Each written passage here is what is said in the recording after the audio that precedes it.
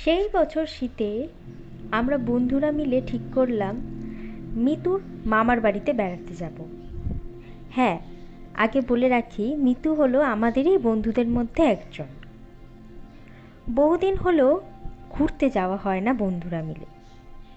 যেমন ভাবা তেমন কাজ। ডিসেম্বরের 5 তারিখটা ফাইনাল হলো। বহু উপেক্ষার পর আমরা গিয়ে পৌঁছলাম ভীমনগরের বঙ্কালীতলায় মিতুর মামার বাড়ি। বেশ গ্রামীণ এলাকা, হাওয়া বদলের জন্য একদম মোক্ষম জায়গা।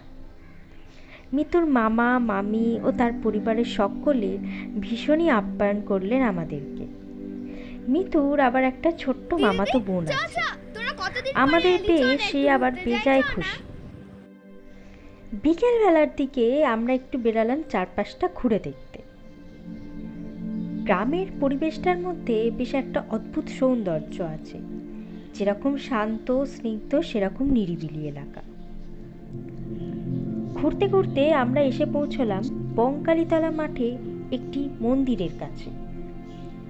এই মাঠটাকে স্থানীয় লোকেরা নাকি বঙ্কালীতলায় ডাকাতকালী মন্দির বলে চেনে। মিতু বলল, এখানে একটা প্রায় 200 বছরের পুরনো কালী মন্দির আছে।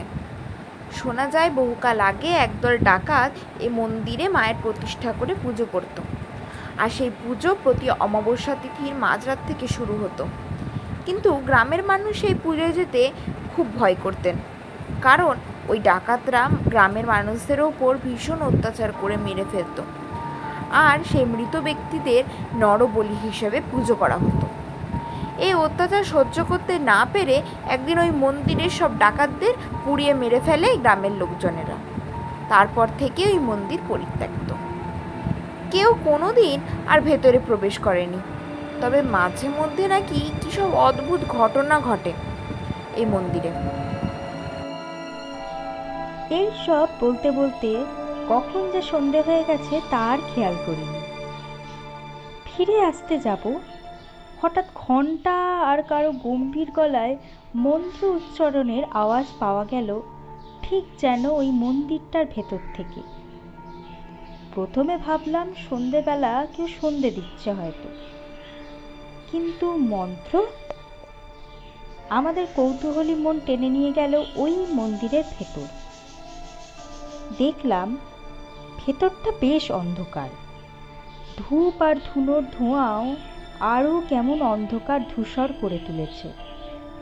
প্রদীপের আলোয় শুধুমাত্র মা কালীর আবছা মুখটুকু আর একজন বেশ দশাসই চেহারার মানুষ আশেপাশে, আর 2-3 জন চেলাচামুন্ডা।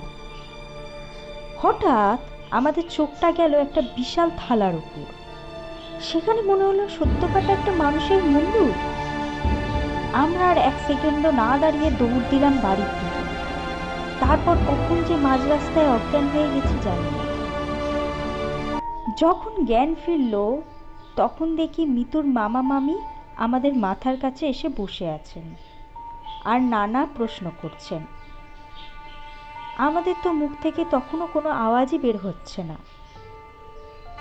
তারপর হঠাৎ মনে পড়ল, আজকে তো অমাবস্যা।